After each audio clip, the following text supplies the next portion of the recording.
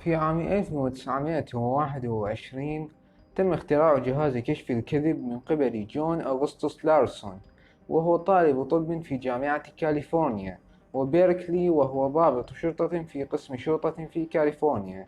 كما قام ليونارد جايلر بمزيد من العمل على الجهاز، حيث قام بتحديث الجهاز بجعله قابلا للحمل، وأضاف استجابة الجلد له في عام 1939.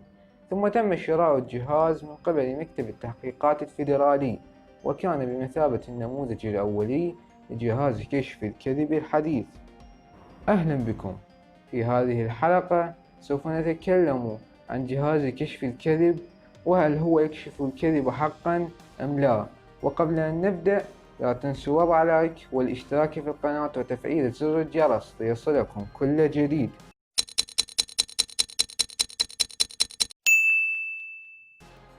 يستخدم جهاز كشف الكذب في بعض البلدان كأداة استجواب للمتهمين بارتكاب جرائم جنائية، وتشير تقييمات جهاز كشف الكذب التي تجريها الهيئات العلمية والحكومية بشكل عام إلى كون أجهزة كشف الكذب غير دقيقة للغاية، وإلى إمكانية التغلب عليها بسهولة من خلال اتخاذ بعض الإجراءات المضادة، واعتبارها وسائل غير كافية وغير صالحة لتقييم الصدق.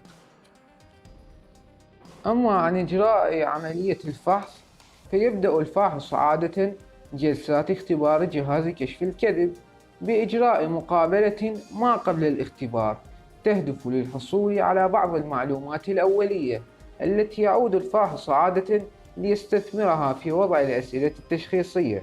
بعد ذلك يشرح الفاحص كيفية عمل جهاز كشف الكذب، مع التأكيد على فكرة إمكانية كشف الأكاذيب وعلى أهمية الإجابة بشكل صادق. غالبا ما يجرى بعد ذلك اختبار التحفيز، إذ يطلب من الأشخاص الكذب عمدا، ثم يشرح له المختبر قدرة الجهاز على كشف الكذبة. يزداد قلق الأشخاص المذنبين في الغالب بعد تذكيرهم بمدى دقة الاختبار. مع ذلك، من الممكن للأشخاص الأبرياء أن يتساووا في القلق مع المذنبين، ومن الممكن لبعض الأبرياء أن يكونوا أكثر قلقا منهم. يبدأ بعد ذلك الاختبار الفعلي. تكون بعض الأسئلة المطروحة غير المهمة، مثل هل اسمك فريد، فيما يكون البعض الآخر منها تشخيصيا، والباقي أسئلة ذات صلة بالموضوع يدرسها الفاحص في وقت لاحق. تتناوب الأنواع المختلفة من الأسئلة، ويجتاز الفرد الاختبار في حال كانت استجابته الفيزيولوجية على الأسئلة التشخيصية أكبر من تلك التي يظهرها عند إجابته على الأسئلة ذات الصلة.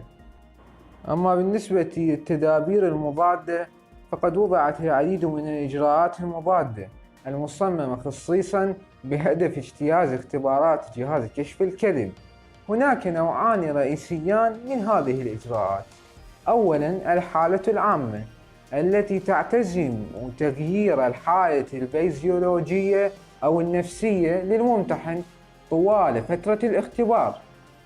ثانيا، النقطة المحددة التي تهدف لتغيير الحالة الفيزيولوجية أو النفسية للممتحن خلال فترات محددة من الاختبار، أما بهدف زيادة حدة ردود الفعل خلال الفترات الحرجة من الاختبار، أو بهدف التقليل منها. وأخيرا، عندما سئل ضابط وكالة المخابرات المركزية آدريش أميس، الذي أصبح فيما بعد جاسوسا تابعا لجهاز الاستخبارات السوفيتي KGB، عن اختبار كشف الكذب الذي أجراه، تحدث عن النصائح البسيطة التي وجهها له مسؤوله السوفيتي، مثل: احصل على مقدار جيد من النوم في الليل والراحة، واسترخي خلال الاختبار، كن ودودا مع القائم على الاختبار وحاول أن تبني معه علاقة، وكن متعاونا وحافظ على هدوئك. بالإضافة إلى ذلك، أوضح أميس: لا يوجد سحر خاص لاجتياز الاختبار، جل ما عليك فعله هو الثقة بنفسك وبناء علاقة ودية مع الممتحن. ابتسم واجعله يعتقد بأنك تستلطفه. والآن إلى لغز الحلقة. اللغز يقول: أنت تقف الآن في مفترق طرق، وأمامك طريق يؤدي إلى مدينة الصدق التي لا يكذب أهلها أبدا، والطريق الآخر إلى مدينة الكذب التي لا يصدق أهلها أبدا، ولا توجد علامة تدلك أي الطريقين يؤدي إلى أي مدينة منهما. بينما أنت في حيرة، مر بك رجل من سكان إحدى المدينتين.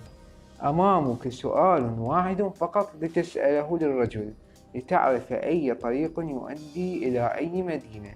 سؤال واحد فقط، وأنت الآن لا تملك جهاز كشف الكذب حتى تعرف إن كان كاذبا أم صادقا. فأمامك سؤال واحد فقط تستطيع أن تسأله للرجل. أمامكم 30 ثانية لكي تفكروا، والجواب بسيط جدا.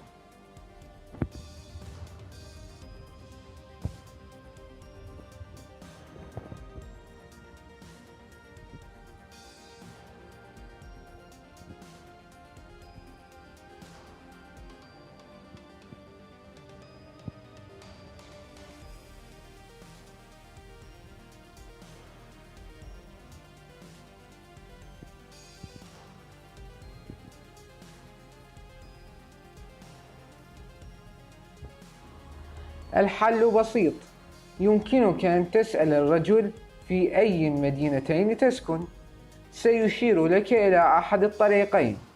فاعلم أن هذا الطريق يؤدي إلى مدينة الصدق بالتأكيد. لماذا؟ لأنه لو كان كاذبا فسوف يشير إلى المدينة التي لا يسكن بها، أي مدينة الصدق. ولو كان صادقا فهو بالتأكيد يسكن في مدينة الصدق. شكرا لمشاهدتكم.